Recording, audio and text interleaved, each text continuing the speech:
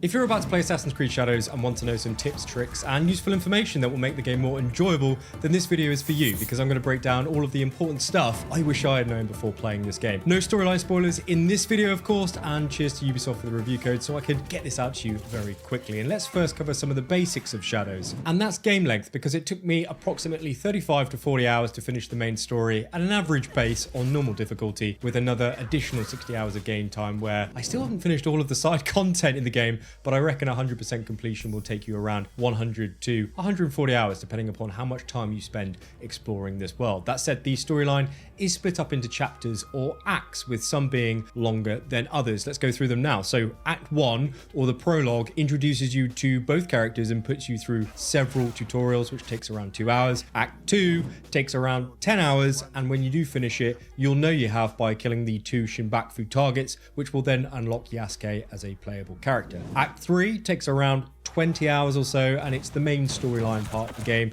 where you will then need to kill the remaining Shinbaku targets on the objective board, with Act 4 taking approximately 5 hours of gameplay time, and it kind of concludes Yasuke's and Naoe's personal storylines, with the epilogue coming in at around 1 hour or so to finish the main storyline game. That said, there is also no New Game Plus in Shadows as of now at launch, so if you don't want to power through the main storyline quests and you want to take your time exploring Japan, then that is also absolutely fine, because each region, it's like its own individual open world map. It's that big, with the same world activities to do in each one. And that is a nice segue into some exploration tips and some world restrictions that you definitely need to know before you play Shadows. Firstly, when you do finish Act 1 with Naoe, you will then unlock the hideout, and the open world will be open to you, but not entirely. In fact, I would highly recommend that you continue with the storyline to finish Act 2, which you can do just by focusing on or completing these 2 Shinbaku quests on your objective board, which you can see here. And then once you do that, you'll then be able to unlock Yasuke as a playable character, as we just discussed. But even if you do plan to play the majority of the game as a shinobi ninja, so as Naoe, it is still more beneficial for you to unlock Yasuke, because you could spend several hours exploring the whole world, clearing castles and fortresses and completing side quests as Naoe. But if you do, you won't pick up any loot for Yasuke or be able to partake in any of his world activities, which you just might run on by, meaning that when you do finally unlock him, you could potentially have a level 40 Naoe with full legendary gear, 2 maxed out mastery skill trees, and then he'll just subsequently spawn into the game with basic gear, and you will have an overwhelming amount of admin to do in terms of getting him up to speed with abilities, skills, and just getting him some decent gear, which will take you ages and it just will not be fun. In fact, the terror building that you can construct in your hideout increases XP gain by 10%, and that also unlocks after you unlock Yasuke in Act 2, and that should be an immediate purchase, as it will benefit you the sooner you get it in game. It's going to compound that XP gain over time for you. So just finish Act 2, and then you can do whatever you want in this game, and you will thank yourself later. Now, another benefit to finishing Act 2 is that you can start recruiting allies, who are unique characters in this game that have special abilities that you can then use in combat or stealth. In fact, you can even romance certain allies if you want to, with some of them only being recruitable or romanceable via Naoe or Yasuke. Another reason why you want to unlock him early. In fact, this is a good time to tell you that when you do start a new game, you're going to be given an option to turn this Canon mode on or off in the menu screen, as you can kind of see here, with no going back after you choose which option that you want to use. So if you choose to have Canon mode on, it means that you will play the game as the developers have narratively intended to tell their story, which means that the dialogue options are automated for you, and you don't pick your responses when you do talk to NPCs in cutscenes. This also means that it will subsequently lock you out of all of the romance options in this game, and potentially not allow you to recruit certain allies with certain abilities, as the developers have intended for some of them to actually die in this canon storyline that they've created. So if you want to choose who lives or who dies in this game yourself, play with the canon mode switched off, and then you can make the ultimate decision on what happens to them when you do come across them in game, which also means continuing to use their unique abilities throughout the rest of the game if you decide to keep them alive. And by the way, if you're enjoying this video breakdown so far, please do leave a very swift like down below, because I've got lots more tips and tricks coming your way very soon, which I know you will find very useful. Now let's go over some exploration info that you definitely need to know. Firstly, there's no auto follow button when you're on your horse, which means you manually have to ride to your quests or destinations early on in the game, which is actually a little bit annoying because the map is so huge and the forests are so dense. They're kind of like foliage brick walls essentially. So you have to kind of stick to the path a lot of the time to efficiently get across the map until you unlock viewpoints or synchronization points so you can fast travel. And in my opinion, the best thing you can do is go into the settings menu and turn on auto run, which means that when you double tap X on your controller, the horse or your character will just auto sprint forward for you. And then you just need to kind of like, here's my controller here, just turn left or right, which I found really useful when you're just doing a big marathon kind of sprint up the map. And this also works really well when you turn on Pathfinder just by holding the left D-pad button, and you can then just autopilot yourself to a synchronization point or target without having to constantly check your map or getting stuck in a hedge for about 10 minutes straight, which is what's happened to me several times over in this last couple of weeks. I'd also recommend using the boats and ships that you find dotted around the coast and throughout Japan's rivers for travel early on in the game as well, because it's like having a speedboat in GTA when you activate the boost and then you double click the auto run setting that you've just turned on, because you just get to places a lot faster and it makes the game more fun and a lot less tedious when you're going around unlocking your fast travel points and visiting different places. Now, what about seasons? How do they work in this game now that Shadows has been released? Well, in the top right hand corner of your map, you will see a compass with an illustration inside it that denotes what season you're in. Firstly, we have spring, which is represented by a flower. We then have summer, which is the sun, of course. But then we have autumn, which are represented by leaves. And then we have winter, which is a snowflake, of course. Now, the seasons of spring, summer, and autumn last for 2 real hours of game time, and winter lasts for 3 hours. But not only that, each season is split up into 2.5 or 2 mini seasons inside that season. So when the compass fills up to half, as you can kind of see here, you will get a cutscene where you're still in that summer season, but the game is transitioning and all of the castles, contracts, and bandit camps have reset. So you can then grind them out again for resources. In fact, when the compass is full, you will then see a prompt to change season on your map, as you can kind of see here. So from summer to autumn, but you can stay in summer indefinitely as long as you don't fast travel, you swap characters, or you complete a story quest, as it will then automatically prompt a cutscene transition. As you can kind of see on your screen, I will put that summer to autumn one on there for you. You can also not speed up these season transitions, by the way. I have tried everything in game to actually cheese it to get this to work. It is locked. Those 3 seasons stay at 2 hours, with winter staying at 3. But you can leave your character idle in game whilst you go and eat your dinner. And after 2 hours have passed, you can then come back to the game and you can switch seasons if you want to.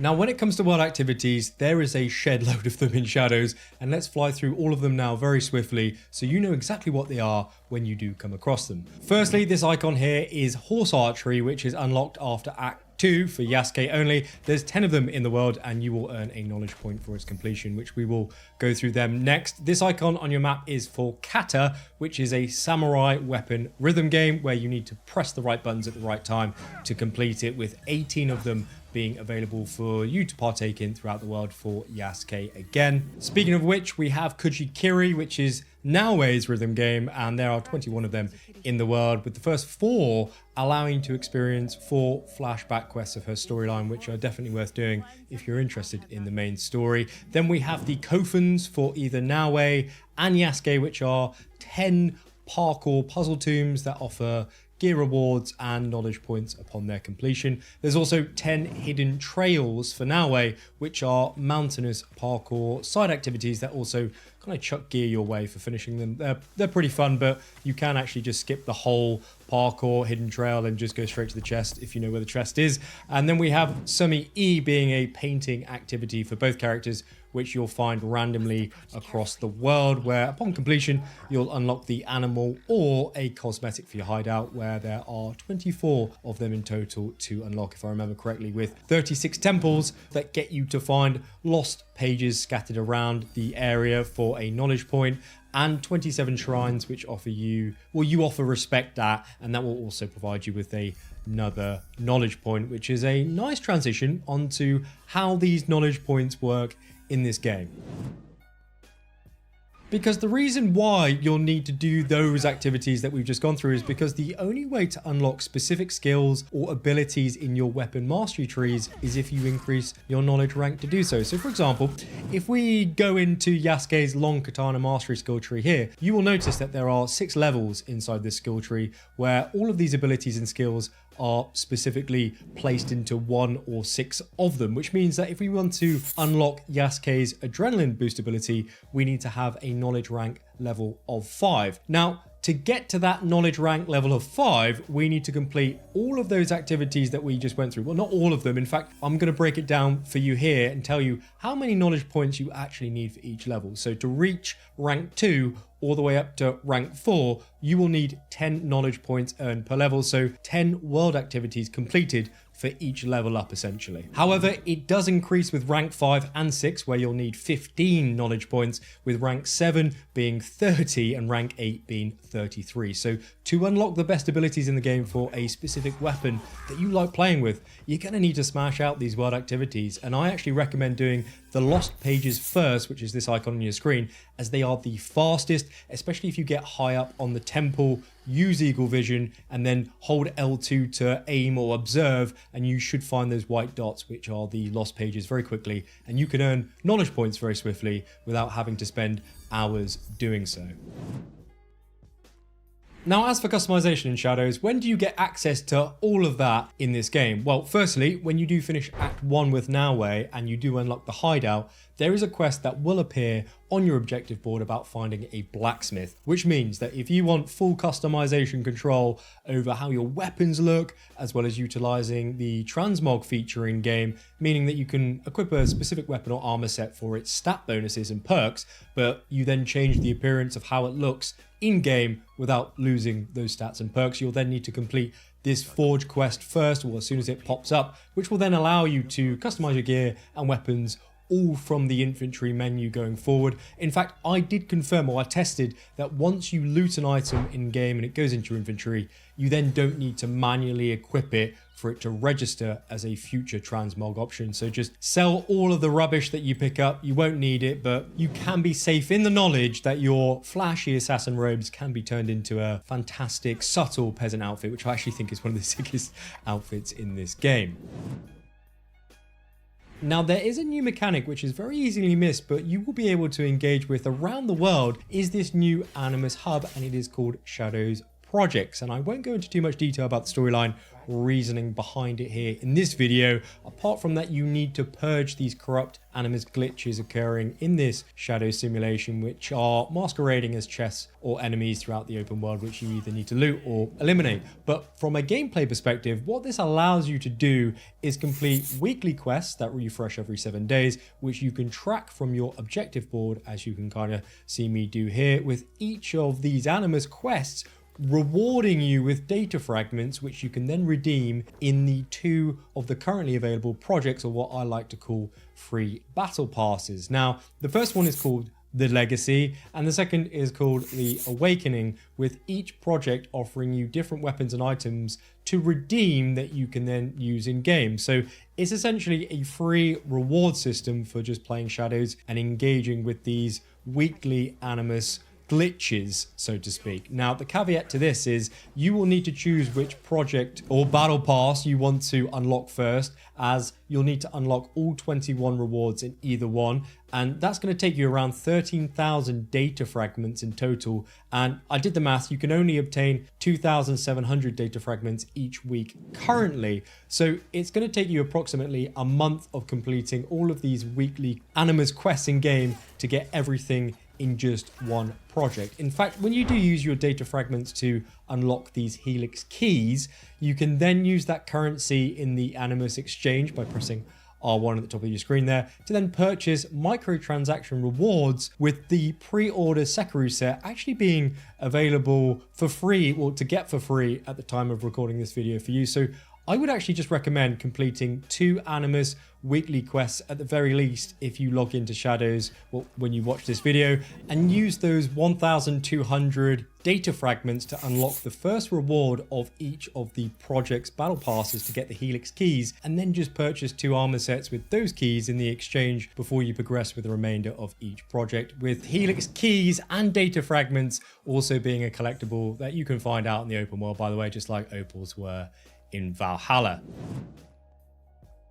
Now, there is a couple settings you need to review and turn on before you spend several hundred hours in this game, as it will pay you back dividends in time spent. The first being auto loot, which means that when you kill loads of enemies in a castle, you only need to loot 1 enemy and the rest around him will just automatically loot as well. You can also turn on autocomplete for all of those rhythm mini games that we went through earlier by turning that on in the settings to have the AI finish them for you, so you can kind of just sit back and relax and enjoy the cutscenes for what they are. I'd also recommend turning off the motion blur, as Naoe is so fast in this game and incredibly reactive to controller movements, which ends up turning the screen into a bit of a blob of a blur when you're really cranking it out in a session. So depending upon your screen or your circumstances, if you're kind of getting a little bit sick or feeling a bit nauseous, turn that off. I'd also experiment with aim assist, because when you unlock the quick throw ability in the tools skill tree for Naoe, you can pretty much instant headshot no scope enemies when that skill is mastered, combined with aim assist, which is super helpful when you don't want to be detected in stealth or in combat for a